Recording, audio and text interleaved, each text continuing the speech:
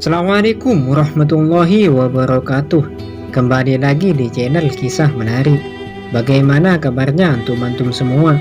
Semoga baik-baik saja. Di video sebelumnya kita sudah membahas tentang kisah Imam Malik. Kali ini kita akan membahas tentang biografi Imam Syafi'i, yang mana Imam Syafi'i adalah salah satu pendiri mazhab. Imam Syafi'i merupakan seorang mufti besar umat Islam yang juga pendiri dari mazhab Syafi'i. Ia masih berkerabat dengan Rasulullah Shallallahu Alaihi Wasallam dari Bani Muttalib atau keturunan Al-Muttalib, saudara dari Hashim yang merupakan kakek Nabi Muhammad Shallallahu Alaihi Wasallam. Sebelum menjadi ahli fikih besar, Imam Syafi'i pergi ke Madinah untuk berguru kepada Imam Malik, pendiri mazhab Maliki. Imam Syafi'i mengembangkan mazhabnya pada awal abad ke-9 yang kemudian populer dari beberapa negara di dunia, termasuk di Indonesia. Nama lengkap Imam Syafi'i adalah Abu Abdullah Muhammad bin Idris Asy-Syafi'i Al-Muttalibi Al-Quraisy. Beliau lahir pada tahun 150 Hijriyah atau 767 Masehi. Ada perbedaan pendapat di kalangan ahli sejarah terkait tempat lahir Imam Syafi'i. Ada yang mengatakan di Gaza, ada juga yang berpendapat di Asqalan dekat Gaza. Ketika berumur 2 tahun, Imam Syafi'i dibawa ke tanah leluhurnya di Mekkah oleh sang ibu setelah ayahnya meninggal. Sejak kecil, Imam Syafi'i pandai dalam sastra Arab, di mana ia mampu menghafal berbagai syair-syair Arab. Berkat bimbingan ibunya, Fatimah, ia mampu membaca dan menghafal Al-Quran. Setelah itu, ia berguru kepada Sufyan bin Uyainah, salah satu ahli hadis di Mekkah. Imam Syafi'i juga berguru kepada Muslim bin Khalid Al-Zanji, yang merupakan ahli fikih di Mekkah. Pada tahun 780 Masehi, ketika berusia 13 tahun, ia berangkat ke Madinah untuk berguru kepada Imam Malik yang merupakan ahli fikih dan hadis sekaligus pendiri mazhab Maliki. Dari Madinah, Imam Syafi'i sempat mendapatkan pekerjaan di kantor pemerintahan di Yaman.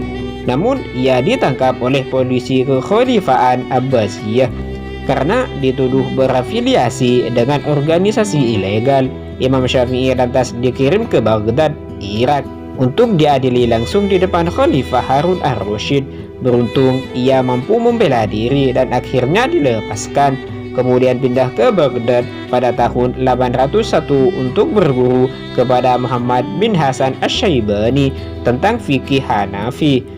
Setelah bebas, Imam Syafi'i kembali ke Mekkah untuk kemudian mengisi kajian fikih serta memberikan fatwa di Masjidil Haram. Pada periode inilah Imam Syafi'i sering melakukan perjalanan dari Mekkah ke Baghdad untuk memulai merintis mazhabnya sendiri, yakni mazhab Syafi'i.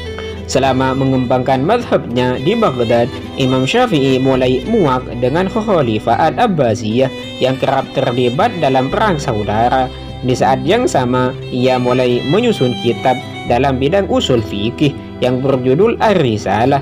Selain itu, ia juga mengarang kitab di bidang fikih yang berjudul Al-Hujjah atau yang dikenal dengan mazhab Qadim. Karena tidak mau lagi berurusan dengan kekhalifahan Abbasiyah, pada tahun 816 Masehi, Imam Syafi'i meninggalkan Baghdad menuju Mesir.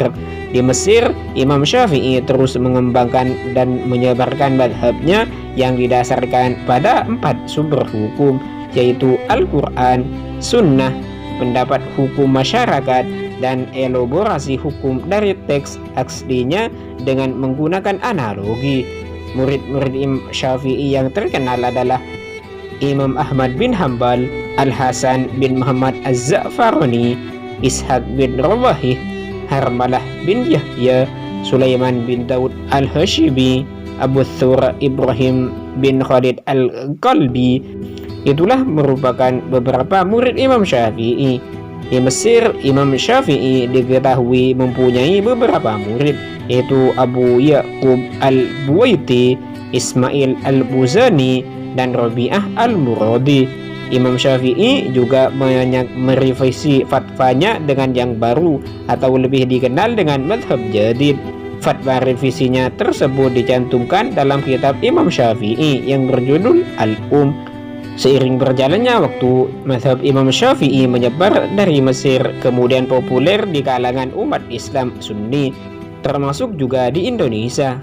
Sedangkan salah satu karya Imam Syafi'i yang tak lain adalah kitab Al-Um, Ar-Risalah, Al-Hujjah, Musnad Asy-Syafi'i, Sunnah Al-Ma'thur, dan yang lainnya. Imam Syafi'i menghabiskan sisa hidupnya di Mesir hingga meninggal pada tahun 204 Hijriah atau 821 Masehi. Beliau Imam Syafi'i juga pernah berguru kepada Imam Malik untuk mengkaji kitab fikihnya yang berjudul Al-Muwatta, yang mana sebelum beliau mengkaji kepada Imam Malik, beliau menghafalkan terlebih dahulu kitab tersebut. Saking cerdasnya beliau, padahal waktu itu beliau masih kanak-kanak.